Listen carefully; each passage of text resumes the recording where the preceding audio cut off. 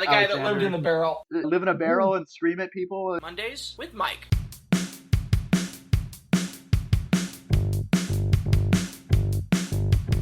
Mondays with Mike.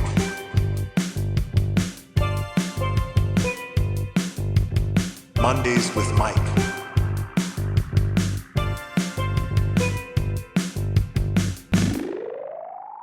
There is a Reuters article, U.S. consumer sentiment stable, October labor market worries remain, 10th of October 2025. Although in the survey period that the government shut down, we didn't see a marked decline in consumer sentiment, people are getting pessimistic about their prospects as the job market softens. And we discussed on a recent podcast the economic ripple effect of the federal government not getting their money. We might revisit it briefly to reintroduce what we're talking about. Basically, there's a spending multiplier.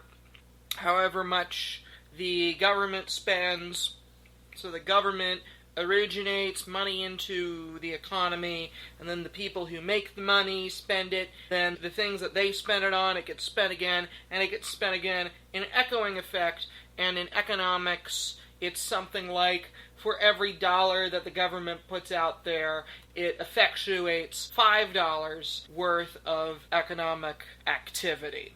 Did I summarize that adequately in terms of the discussion we had previously? Yeah, absolutely. Because the government, right, can operate at an extreme loss and take on more debt, it can put more money into the economy than otherwise any other entity really can, right? Because it can just keep funneling resources pretty much infinitely as much as it wants until people stop buying up the debt of the US, right?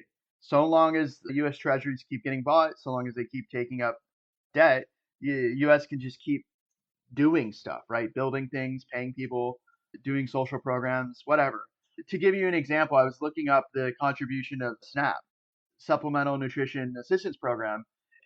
Essentially, it's for every billion that SNAP doles out in food assistance, it gets a 1.54 billion return. They get more in return because of how SNAP works, which is that it compensates farmers and businesses. And so when I read the news that SNAP benefits aren't going to be paid out in November because of the shutdown, to me that translates to decline in GDP, right? If SNAP, which is a huge stabilizing effect on the economy, stops, right? If it just stops, full stop, no money, economies operate on supply demand and off of the ability money flowing through. And if there's no money flowing through, if the spigot has stopped, it's not just the employees who aren't getting paid, it's all these other things that affect the economy in a big way, SNAP in particular. But look, I understand too the Democrats' issue with wanting the shutdown because the whole talk about a recession, the economic impact of removing those subsidies is extremely unclear. How many people are just not going to get insurance? It's a very fragile ecosystem right now for maintaining healthcare providers, especially rural hospitals, because they have a patchwork of different revenue streams that keep them afloat. So one of those is Medicaid, another is Medicare. There's grants and funds and research stuff that keeps the money flowing. But these places have really high overhead costs because they have to carry insurance and they have to do a bunch of other stuff just to operate. And so the expenses that they face are very steep compared to the return that they get. And part of that's because of EMTALA, the law that says that if someone shows up to the emergency room, they have to be treated, even if they can't pay. And so that's a sort of loss leader for virtually all hospitals, that if they have an emergency room, not everybody who shows up to the emergency room can afford to pay. And so they have to squeeze, right, as much money as humanly possible from anybody who can pay, from any entity that will pay. In this respect, the entity that will pay, the check that will clear, is the government, or at least it was the government. But the big, beautiful bill had serious cuts over the next 10 years to Medicaid in particular. I think it was $1 trillion in cuts. That's a lot of money, right? And they have to make up that shortfall somewhere else. And if they don't make up that shortfall, all those jobs go away. And so remember that a recession is just a decline in real GDP, right? I think it's isn't it 2 quarters of GDP Yep. decline? Right? At least that was the definition, right? At some point, that was the definition. Probably should be. I'm fairly certain that it is still the definition that it is I believe you. of GDP for 2 quarters. If you take a sort of objective look at the economy, what leads to a decline in GDP? All the inputs that keep GDP where it is. So that's government spending and that's private spending. So what are the limits right now to private spending? Trump wants to do 100% tariffs on China. And China just so happens to be a considerable amount of the economic supply for all the inputs to a huge number of businesses and industries. That's the supply chain for making stuff and selling stuff in the US, right? All sorts of industries rely on China to make their products that they can then sell in the US. Or even something more simple, food, right? The hits keep on coming, as it were, for the agricultural sector in the US because SNAP is one way that farmers get paid.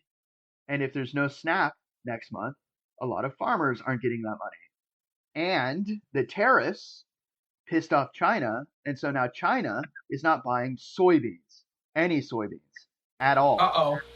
And so all of a sudden you've got a major market for produce from the US not buying it anymore. They're not buying soybeans. I'm sure there's other things they're not buying. But the point is that agriculture, like if you want to talk about where in the US right now could a recession be coming, there's two places. The healthcare industry because of Medicaid cuts and the agriculture sector because of the tariffs and also SNAP. SNAP, I'm quite serious, it is like a huge subsidy to farmers. It gives them a market. No SNAP, no market. Bad. That's not a good situation. The whole compromise, if you look at the history of SNAP, was that it was meant to keep farmers afloat, right? To keep the agriculture, because we want to have a domestic agriculture industry to ensure that we have a supply of food and we don't rely on importing food from countries that could decide not to sell us food anymore. We have hundreds of millions of people. We better have a stable agriculture industry no matter what. It's part of the reason, actually, that the U.S. government bought up so much milk and cheese, right? To ensure that it's to ensure that dairy farmers aren't throwing their milk in the ground, aren't just throwing milk away to keep the price steady. There's a long history, a complicated history. Storied. There you go. There's a storied history of, and this is after the Great Depression in particular, of farmers needing help and the government coming up with creative ways to help them. SNAP is one of those creative ways. WIC is another of those ways, right? Because think of what WIC is. WIC is food for women and children, right? So who gives the food? Farmers. So if you cut WIC or you stop WIC, no more money to the farmers. Ultimately, the farmers, if you really think about it, what are their markets? Their markets are other countries that buy their stuff that will import it, but tariffs diminishes that because the problem with tariffs is what it does is it makes it more expensive to essentially purchase products from US farmers compared to other markets. And in a rational economic world, those countries would go, why should I pay double for something when I can just get it somewhere else in the world? Like, why do I purchased from the US because they had a competitive price and an amount that I wanted, right? That because the US could produce so much, it met the demand. But if you double the price, we are in a global competitive market. There is other arable land on this planet full of billions of people, and I'm sure those other farmers and economies are thrilled, right? They're like, yeah, we haven't been able to sell all this stuff to these China and these other countries because the strong, successful U.S. agricultural sector was doing that, but now they're not. Well, don't let an opportunity go to waste. All these other farmers and countries, I'm sure, are like, okay, let's not have any tariffs at all. Free trade, right here. Buy all of our stuff. And that's what I dislike so much about this tariff policy is that it sends the complete wrong message to the world economy. It's not buy our stuff. We've got great stuff at an affordable price that you can afford and we'll pay for it. No, it's if you want any of our stuff, you have to pay a premium on all of it forever. It'll cost you. Yeah.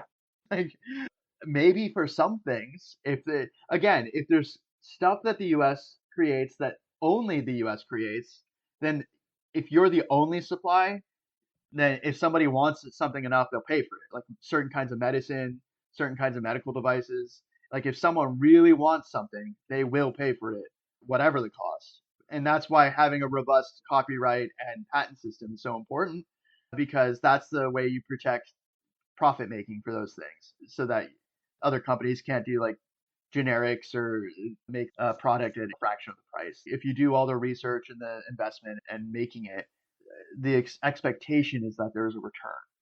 But for something like food, there's only so much innovation you can do to food, right? There's only so many types of corn and soybeans and apples and cherries and all the other beef, right? Like a cow is a cow, and it's not going to become like a super cow where it's like, I want the super cow that I'm going to pay double for.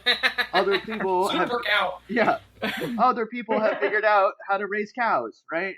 They have figured out how to raise chickens. They figured out how to raise pigs, right? We're not the only ones. In order to compete, we have to offer a price that people are willing to pay.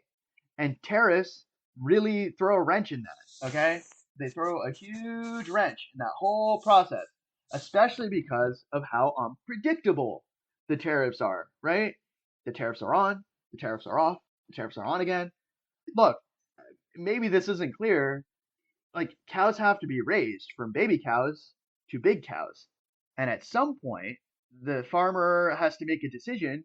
Do I keep feeding the cow and raising the cow, or do I send it to the slaughterhouse to be turned into meat? From that moment on, there is a ticking clock of when that beef can be eaten or sold, right? Period. It will go bad. And so if the tariffs are on during that window of time, those farmers just lost a bunch of money. If the tariffs are off, they make a bunch of money, assuming that their markets are willing to buy the product. But if you don't know, then how can you ever know when to start raising your baby cow? And if you make a mistake, this is why it's so fraught, why the situation is difficult right now, and why a recession may actually happen, is that if you make a mistake at any part of that process, when you spend, let's say you spend $100 million raising $200 million worth of cows, right? But then the tariffs get slapped on and you can't sell even half of those cows. Uh-oh, you're out $100 million worth of cows.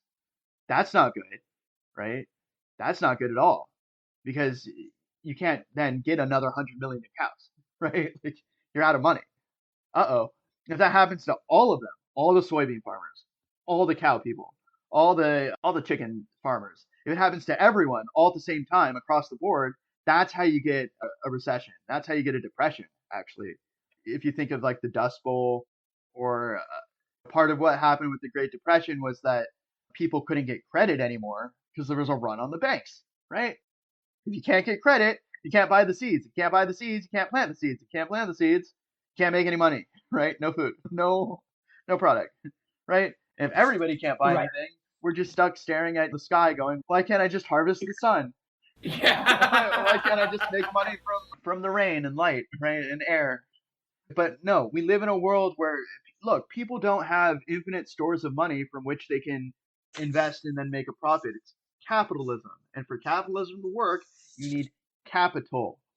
But people are unwilling to invest, it turns out, if they cannot see a predictable rate of return on their investment. And tariffs really screws with that equation. Tariffs are a negative externality that some people are just unwilling to stomach in terms of investment.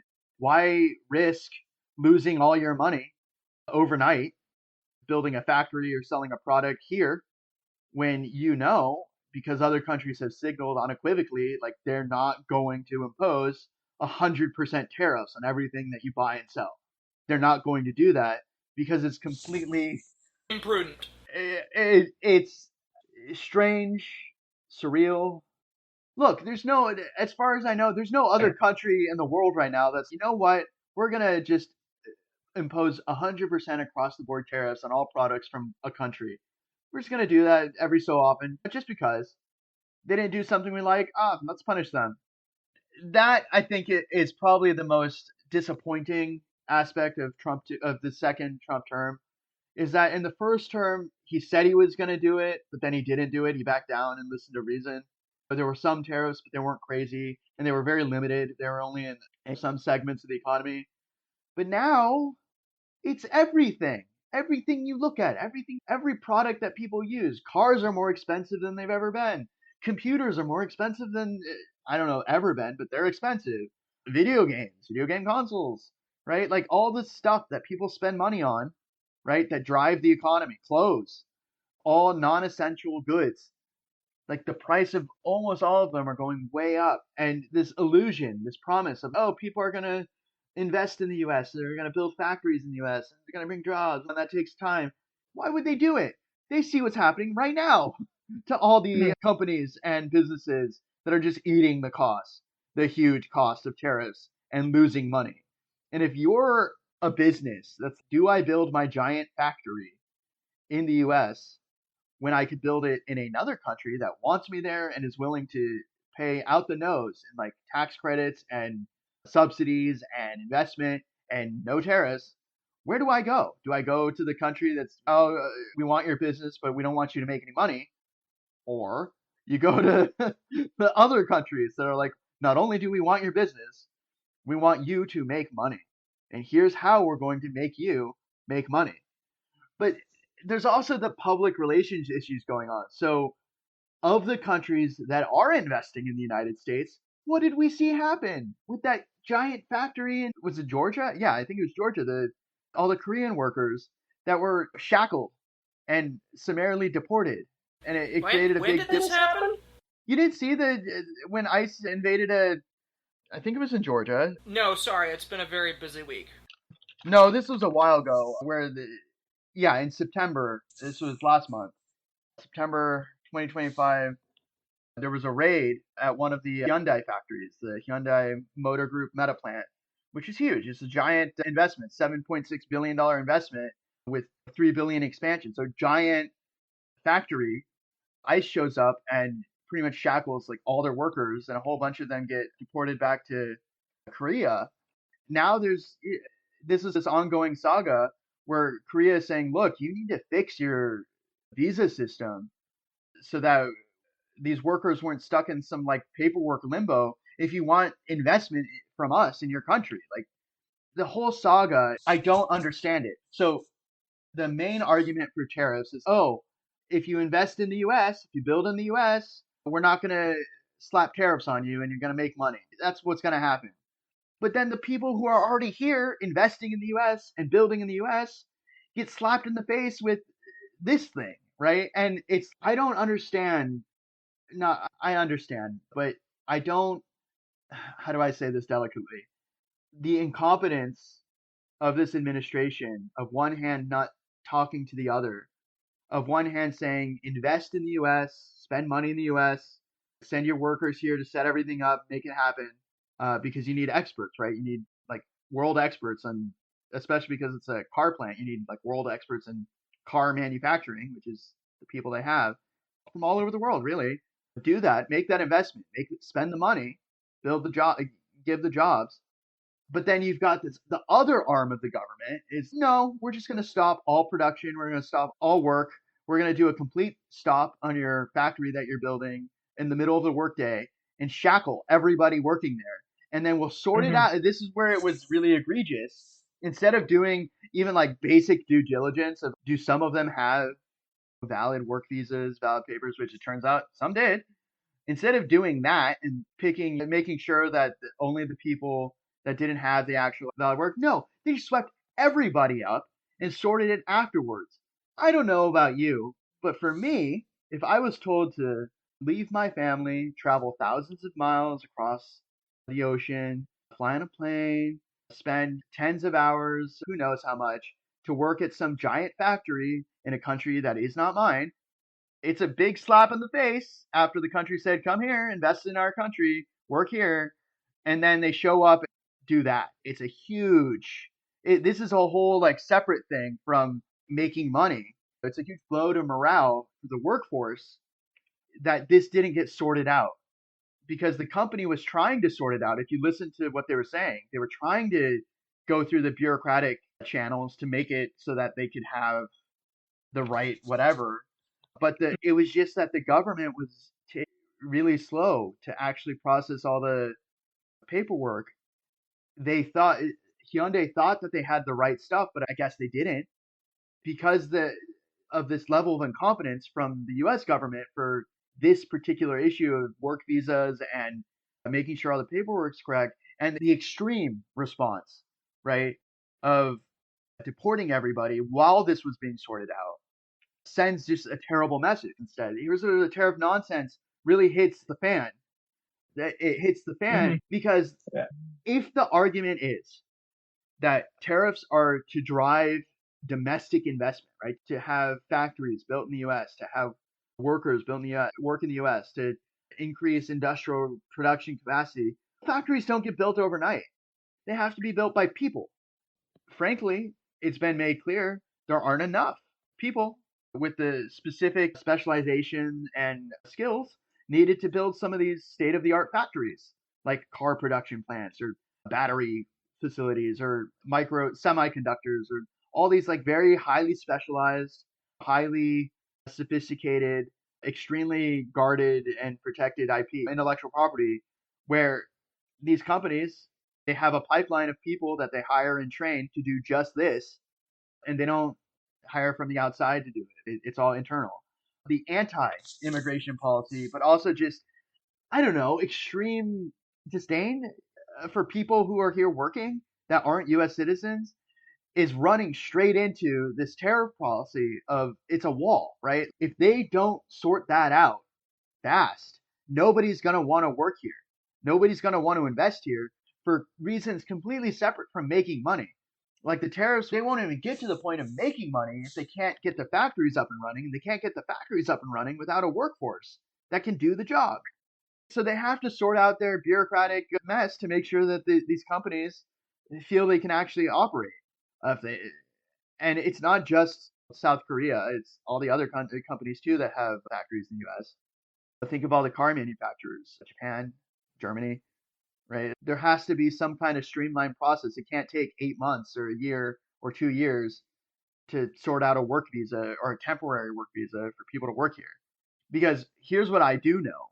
Nobody in their right mind, none of these highly educated, highly paid workers who spent years of their lives learning this stuff are going to want to go to the United States to work if they risk getting shackled and treated with such disrespect by the country that told them to go there.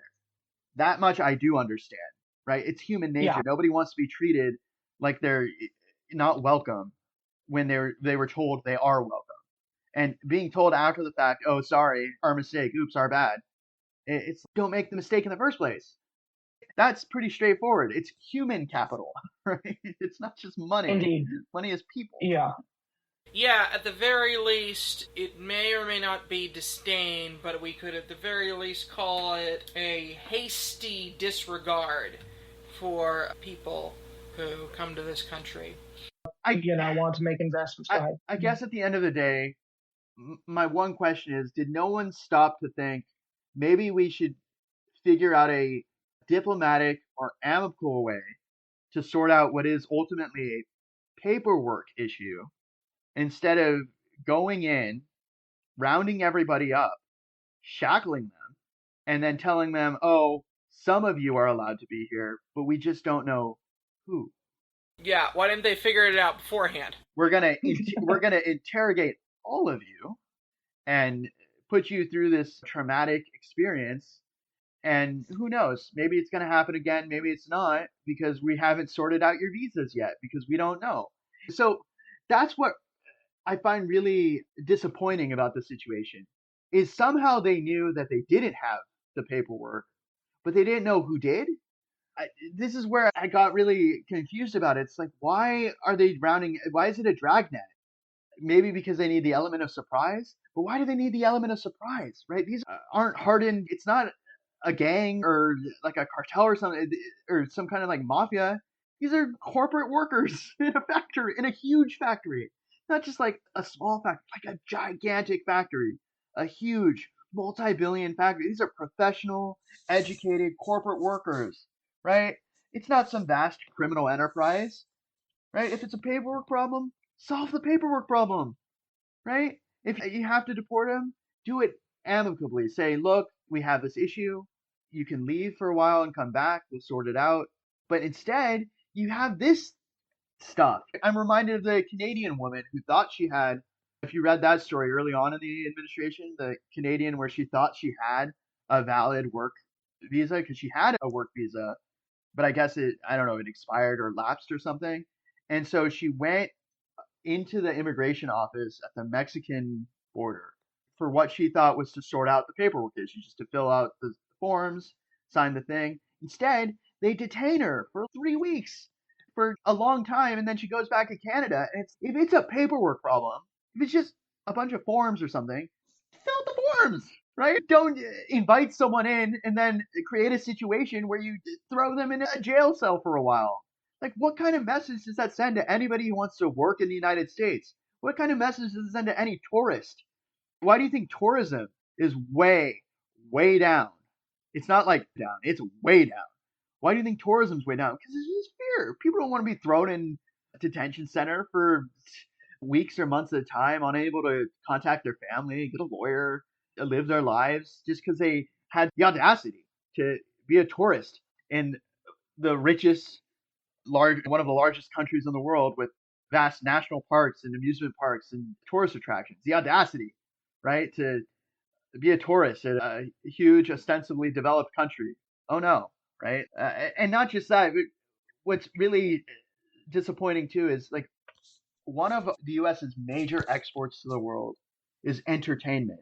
It's TV shows and movies and books, all about how great the U.S. is, how great it is to visit, the cities, the food, the culture, Broadway, the plays, right? Like all the different things that are worth visiting and seeing and doing. And there's been many decades campaign to extol the virtues and awesomeness and greatness of going to the United States, go to Disneyland, go to Disney World, go to Six Flags, go to all the different national parks, the great natural beauty that's out there.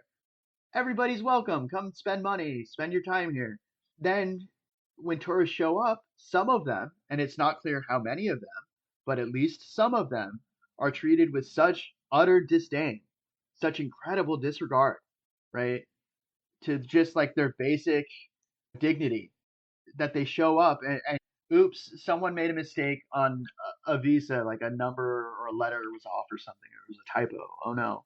So now, because there was this like mistake, you get thrown in a prison, effectively a prison for months at a time, weeks at a time. Yeah, it's like you better use Grammarly on your application or you're going to get sent to Alligator Alcatraz. So, Not so good. talking about Alligator Alcatraz, apparently, I was reading the news about this. They maybe don't know where some of the people are. What is that about? Like, how do you not know where everybody? This goes back to the very basics of British common law, habeas corpus, produce the body. Like, where's the person that you snatched up? Because they haven't actually been convicted of a crime, charged with a crime. At the end of the day, this is ultimately, if I remember correctly, to have the wrong documentation. It's a misdemeanor. The Trump administration made it into more than it is by locking people up and terrifying everybody.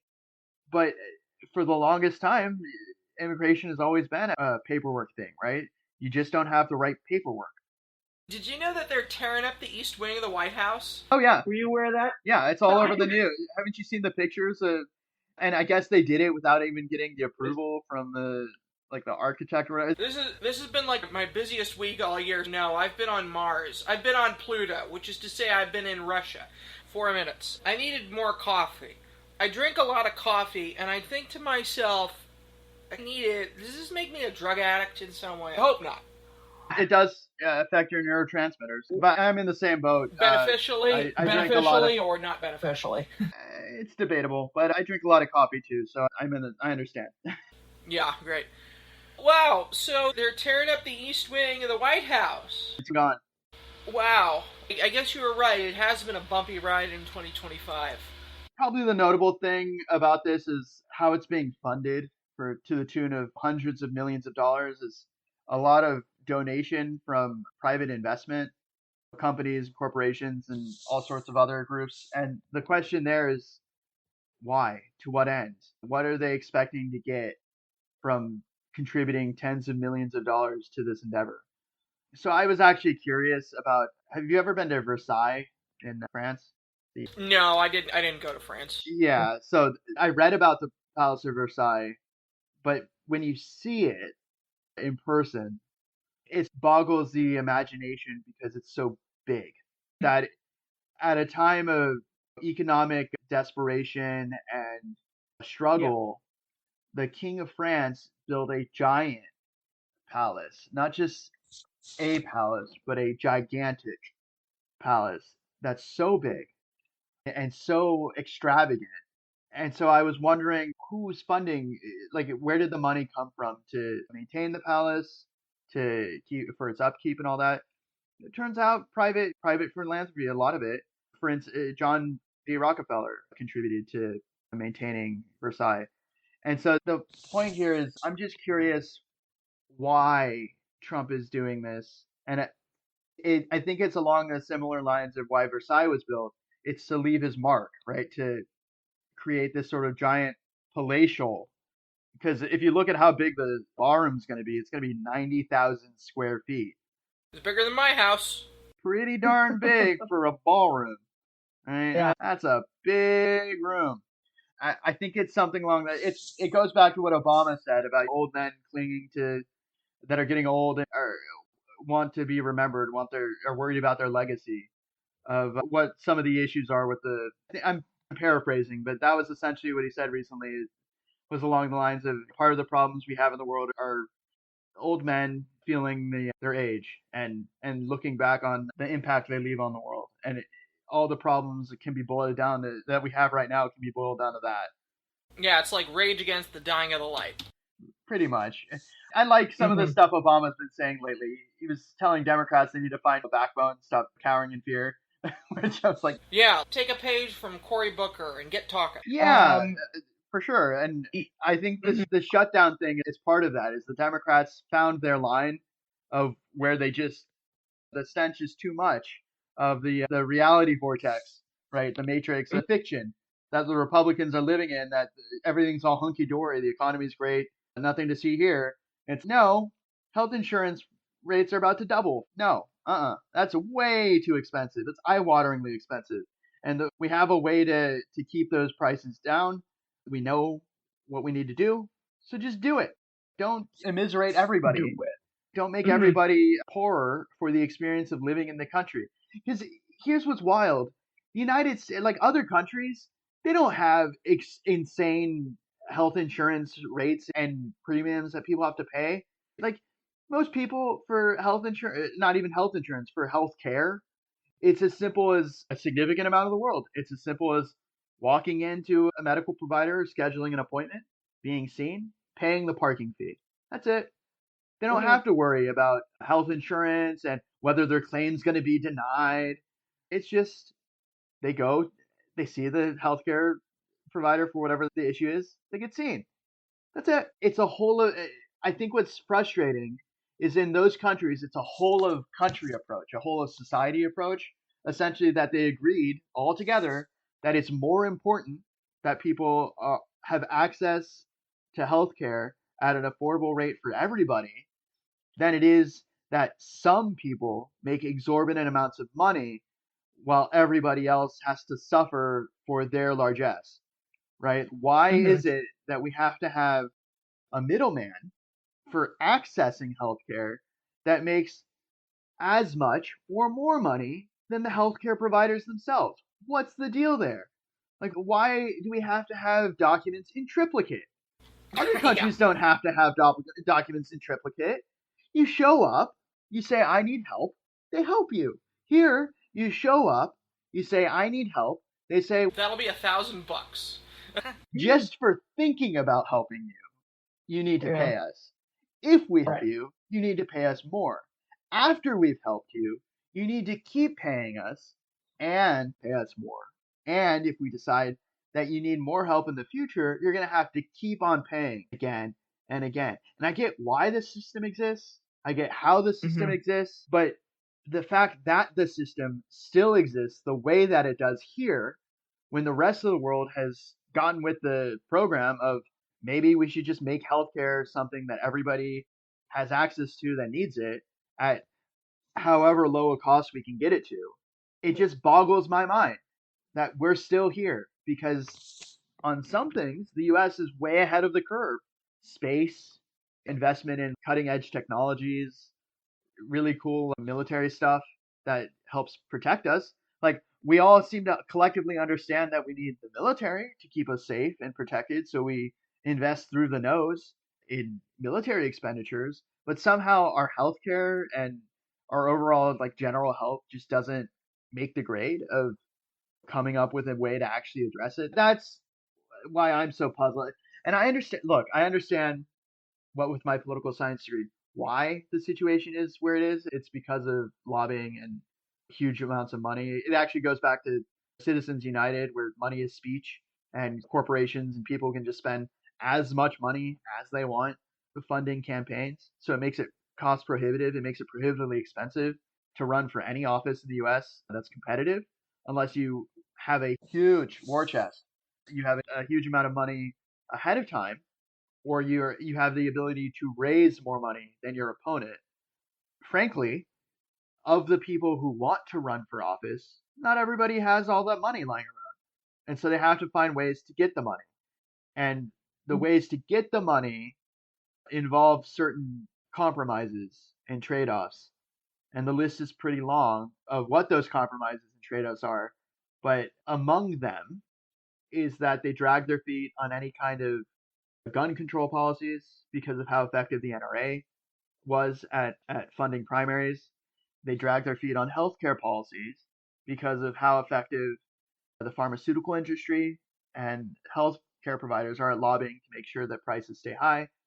And then they really drag their feet on addressing homelessness. We talked about this because of the realtors, right? That they want to make sure they can squeeze as much money as they can out of the market.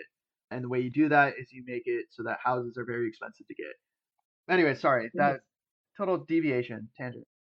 Yeah, that was a long deviation, but I think it's going to make good material. But we, we were talking about the White House. I didn't have any questions prepared for that, so I don't know where. But prior to that, we were talking about the job market, and I struck upon this.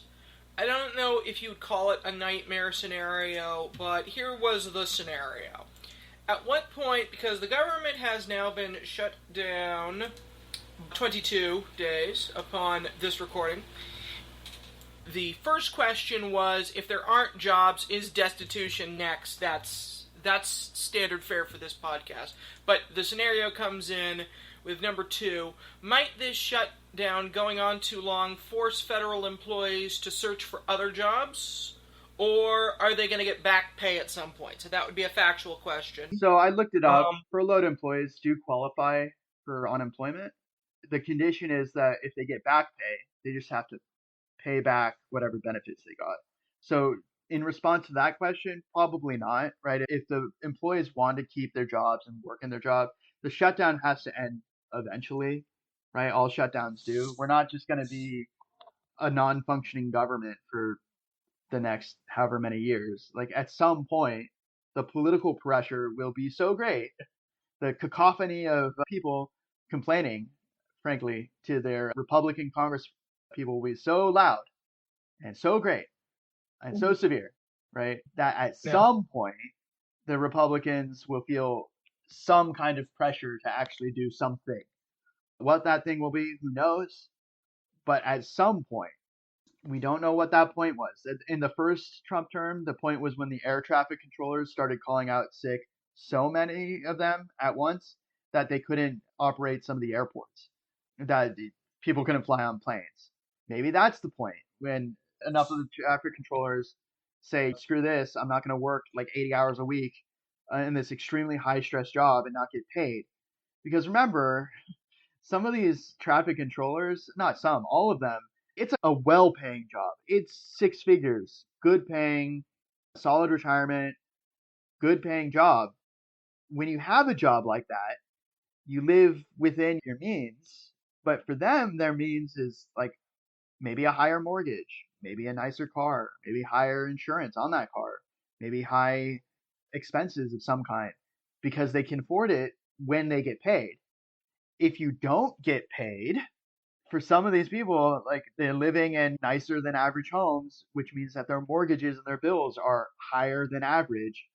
If you get accustomed to a certain way of living and then that certain way of living stops and you have to deal with your high stress, high stakes job every single day. I don't know. Some people have an iron will and a steely resolve, like they'll just show up and do it just because. But for others, I'm well aware that they do it to make the money, and the money is made to afford the stuff that helps reduce the stress, right? Yeah. Going to watch movies, going to nice restaurants, going to sports games. You spend your money on stuff that helps to keep your mind off the extremely stressful job that you have during the week, right? People don't work as a charity, they work to live. And right now, Yeah. the shutdown is affecting their quality of life to such a degree that at some point their morale will go way down. But in terms of your question, will the furloughed workers look for other jobs? Probably not if they qualify for unemployment benefits.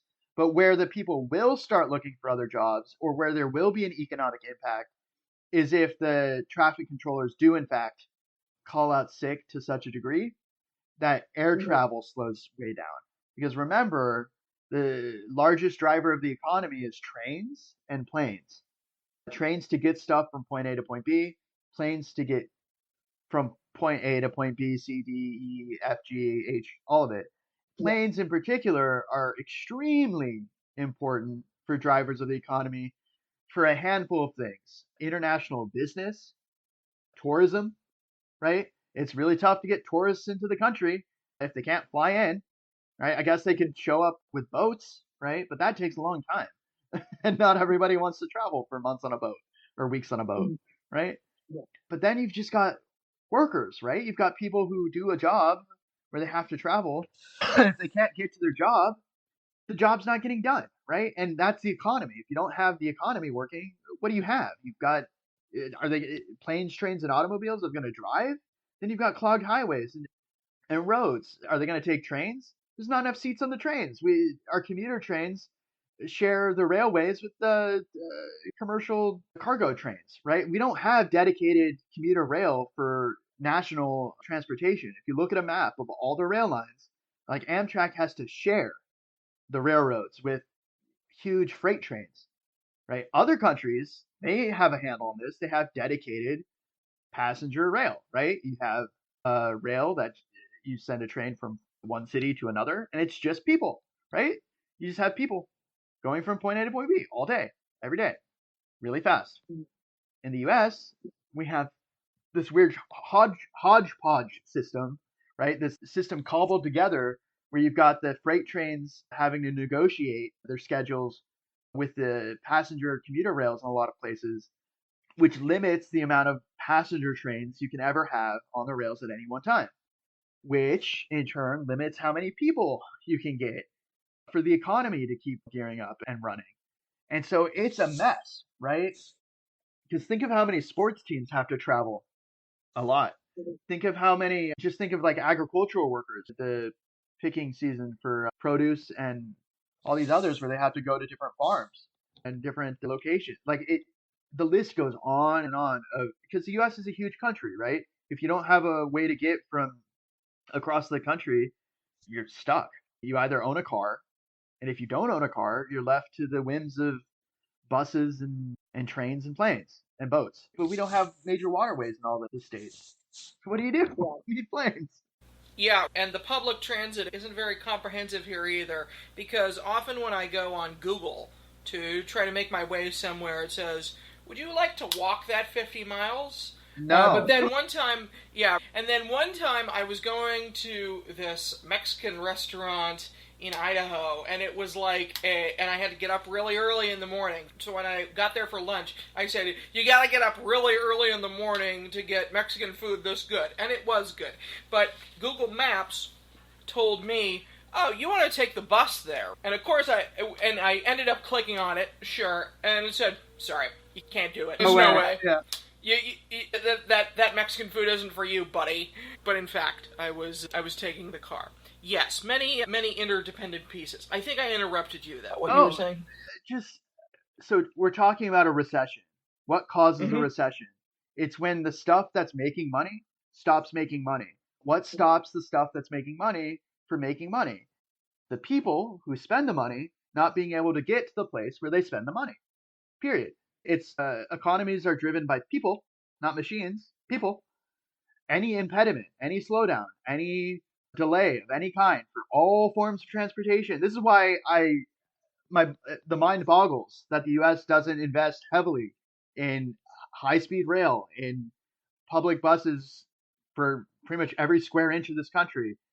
For a country that's made just tremendous amounts of money and has so much money flowing in and out of the coffers and the economy of the country all the time, there are some serious disappointing aspects to the public transportation infrastructure of the United States compared to other parts of the world that have figured it out and understand that if you make it easier for people to get to different places, that you make more money because they can get to those places faster and more people can get there.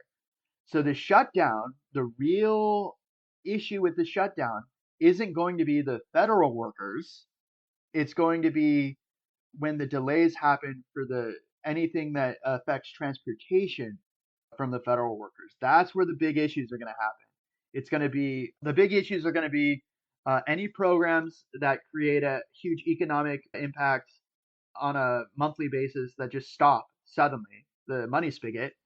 So SNAP, and if WIC stops, or if any of the funding for any of the grants that go to states for construction or infrastructure.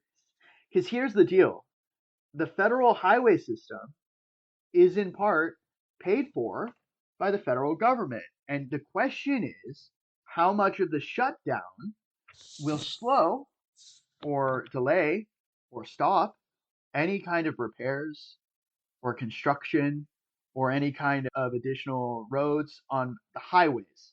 And if you stop the highways, what are you left with? The side roads, the dirt road, Yeah. like the highways are it's in the name, right? They're the freeways and the highways. The number one driver of economic output in the country is trucking. Mhm. It's goods being put onto trucks from one place and brought to Yeah. another place. The number one driver is the truck driver. Sure. Yeah. It is the beating heart of the US economy. Any delay to trucks getting from point A to point B, any delay is going to have Yeah. real consequences to GDP. Any delay. So, what causes delays to trucks? Processing stuff at ports, processing stuff at customs, processing stuff at warehouses, any kind of delay of inspections. So, think about it. If the shutdown stops any of the customs inspections, or if the any kind of regulatory thing, paperwork that needs to be processed. This is why I don't like the all the firings that they did of the government workers. Any delay at any step of the process of getting goods from point A to anywhere else loses money because time is Mhm. money. If you make it take more time to do something, then you lose money in the long run for everyone because of how the economy works. And so what does government do? Government has certain requirements for inspections at different checkpoints. They have there's all sorts of things that they're supposed to be doing and they are doing. And if you fire any of those people, then it's not getting done. And if it's not getting done, that leads to delays. That's what is probably the most frustrating thing right now for the second Trump administration is that there's this real, not apathy, antipathy to federal workers and the role they play in keeping the economy chugging along. And it's a real frustration because for every person who has a job, they have that job for a reason. The government doesn't just hire people out of the blue. You, random person, we're going to give you money to just show up and stare at a wall all day. It doesn't Yeah. that doesn't make any sense. And fundamentally, for every person who's fired, it means that something that someone thought was important enough to pay for to get done isn't. Or is no longer believed to be. Yeah, but if you think really at a most basic level, what is a society? It's us all agreeing that we can't do everything alone, and so you delegate, right? You split up all the tasks to make everything work. And if some of those tasks aren't being done, right, because the person we empowered to make sure the tasks get done decides, nah, not going to do it. Task still needs to be done. It's just not getting done, right? Yeah. And at some point, reality is going to collide with the fiction that you can do more with less. There will be a point where this whole slow moving freight train of idiocy is going to collide with reality. That's where you get something like a recession or depression or something. Because in my mind, the thing that is going to cause the real economic problems is stuff that gets missed. So, say you have regulators or inspectors who their entire job is to just look through the books, look through the all the materials, make sure everything is what it is, right? Think of Department of Agriculture inspectors for beef, right? If you fire half the inspectors, then that means your beef is still getting through. It's just not all getting inspected. And what's devastating for a market of something like food or a medicine is the market's based on trust, right? That you trust when you go to buy beef or you go to buy food or you go to buy medicine, you trust that the thing you're getting is in fact what you're paying for, that it's not broken or diseased in some way, right? That's what the inspectors are for. When it says this was certified and inspected by an inspector, the economic impact cannot be understated of what's going to happen if a batch of like really bad beef gets put out that was missed because there weren't enough inspectors, or if the medicine stops flowing. Do you remember when Tylenol had to put on tamper-proof caps because somebody tampered with the caps and it led to people getting harmed?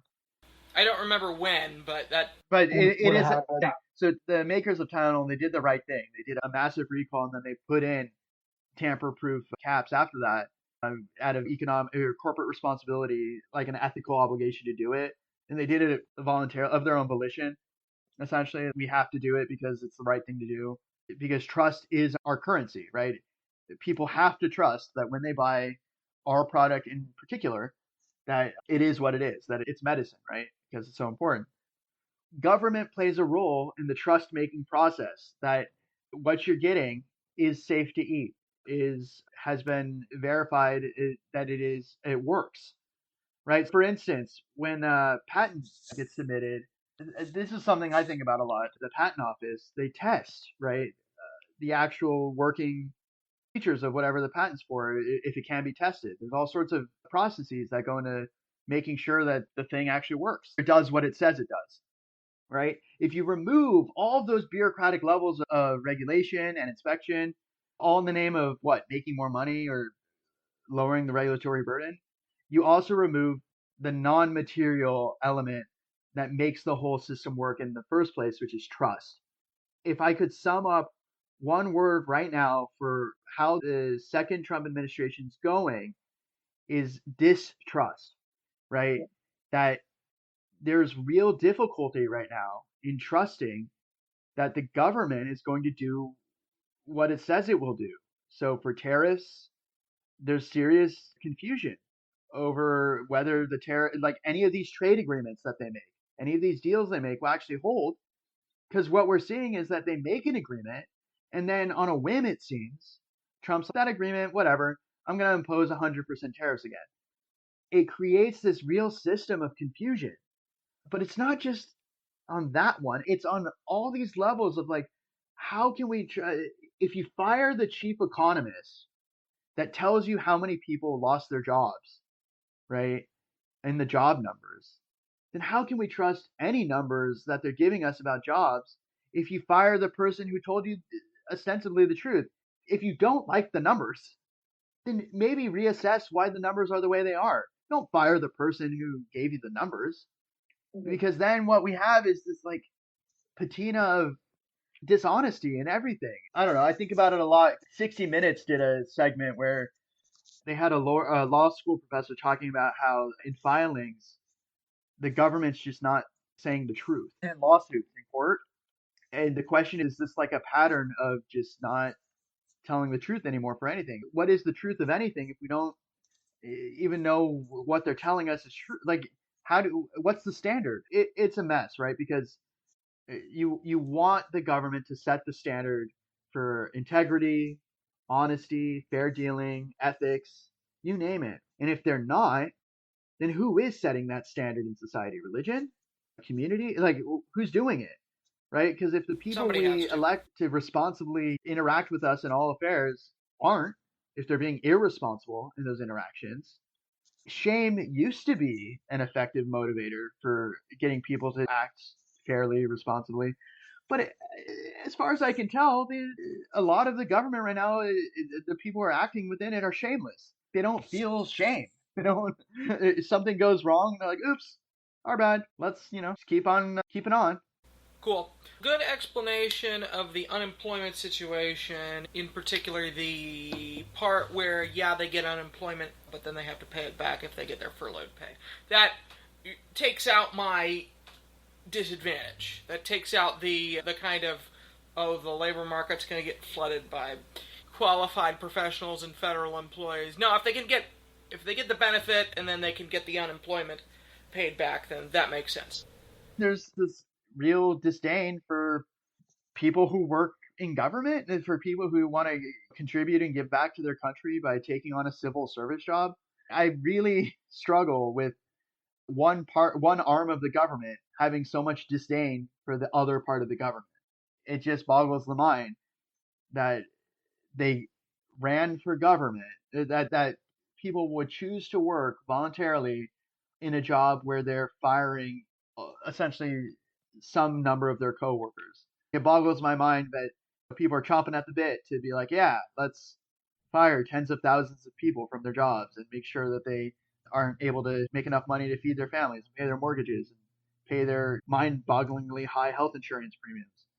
That's the goal, right? That's what makes for a happier and healthier society. The general welfare of the public is to immiserate all these people who, again, had the audacity to take a lower paying job and work for the American people, or work on behalf of the American people. Because remember, for a lot of these government jobs, like they're not, if they were doing the same job in the private market, they'd be paid twice as much, three times as much. For the scientists, for some of the IT people, for some of these jobs, it's not that they would be making some more money, they would be making double the money, more money, the most money. But they do the job of civil service because ostensibly it was, at least for some of them, I thought it was job security, right? That for the longest time, people were told if you get a job with the government, you got job security. You have a union, you can advocate for your pay, you get a retirement, you work hard. Sure, it's a tough job. People are difficult to deal with, and they use interactions with government employees to complain about stuff. But at the end of the day, you do the work, you keep your head down, you work hard. It's a stable, predictable job. What Trump's done and his administration has done is upended that narrative. Now it's just like pure desperation. Who knows who's next for getting fired from this job that you thought was secure and that you could do as a career, right? Your forever job.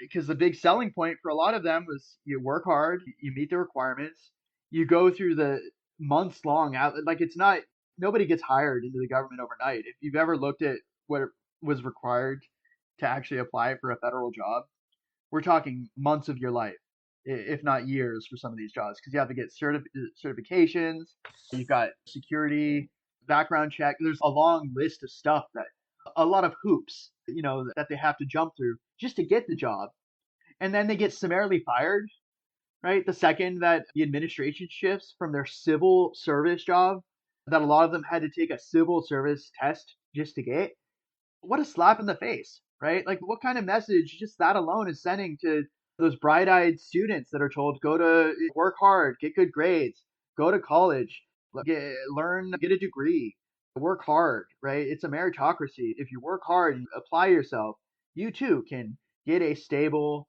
well-paying job with a retirement. What kind of bizarre message does that send to everyone? Don't work hard? Yeah. Life is it's a futile endeavor. Life is meaningless. Just live in a barrel and scream at people because they're blocking out the sun. Do you know who these is? Where he told Yeah, the guy that Alexander, Lived in the barrel. yeah, where he told Alexander, "You're blocking my sunlight. Just move, dude. You're in the way." And Alexander's Yeah. like, "Do you know who I am?" It's okay. You're blocking my view. Mondays with Mike.